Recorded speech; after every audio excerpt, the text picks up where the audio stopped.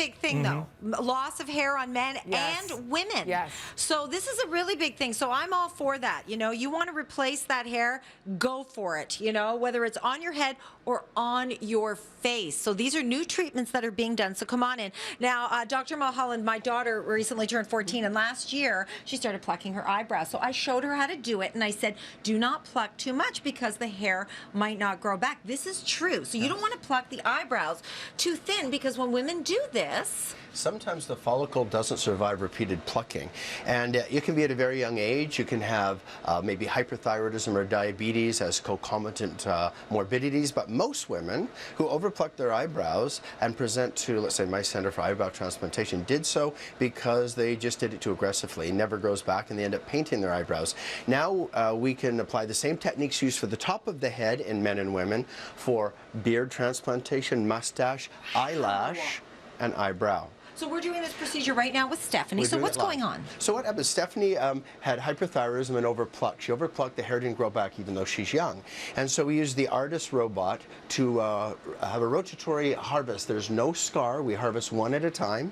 And once we've done the harvest, we end up with a bunch of tiny little hairs that are ready for implantation. These are from her head. These are from her scalp. Now the beautiful thing about this, these are less than 0.6 millimeter holes, the harvest site. So within a week, you can't find where the hairs came from. So it truly is a scarless donor site. Wow. And so men can shave, if we're doing a beard and a mustache, they can go Vin Diesel, and there are no scars anymore. Some men can't grow beards. They can't, and we do men's beards and mustaches.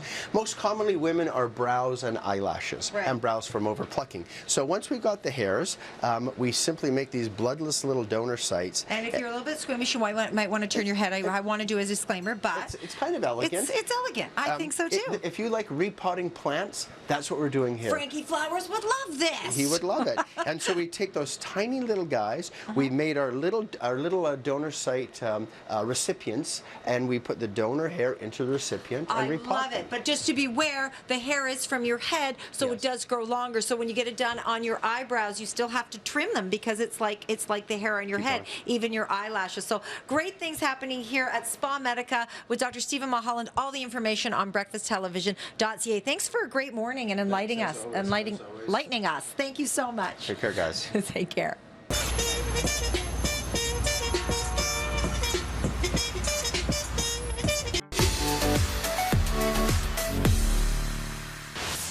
Time to say goodbye to skinny brows for good. A fuller eyebrow is definitely on trend these days, but getting that natural look isn't always easy. So we find out how some stars get the perfect arch, even if they aren't born with it. And a warning to some viewers, there's some hair-raising footage ahead. Bold brows are absolutely back. That natural look that you see in celebrities like Cara Delevingne, for example, are actually serving to frame your eyes, just like your hairline can frame your face. Yes, Sofia Vergara, Lily Collins, Emilia Clarke all proudly rock a fuller brow.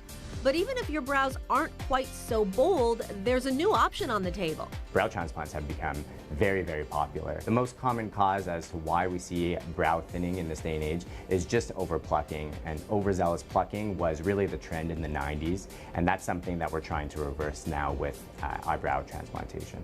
Yes, if you're done looking like 90s Gwen Stefani, the solution is here. We take a strip of hair from the back of the head. Those get divided underneath a microscope and then get transplanted one by one into the recipient site, versus the newer technique, FUE, where we take individual hole punches in the back of the head, essentially leaving no scar whatsoever, and then doing the transplant in the exact same way. First up, pencil in perfectly. From the corner of the mouth to the corner of the limbus, which is the peak itself of the eye. And then when we look at the lateral portion, we frame it from the nose to the corner of the eye, out towards the most lateral portion of the brow itself. What do you think? You happy with that? All right, great. So we'll get going. Then a little freezing. So I'm actually selecting the individual hair grafts. That was one hair that just got sucked up. So you can take a look at the little hairs. You see the bulbs on the transplant, so you can see how they're all single unit follicles. So we're now going at 90 degrees to the skin itself. We're making little pokes into the skin right before we place the hairs themselves. And after hours of implanting, the tiny hairs, one by one, boom, brows on trend.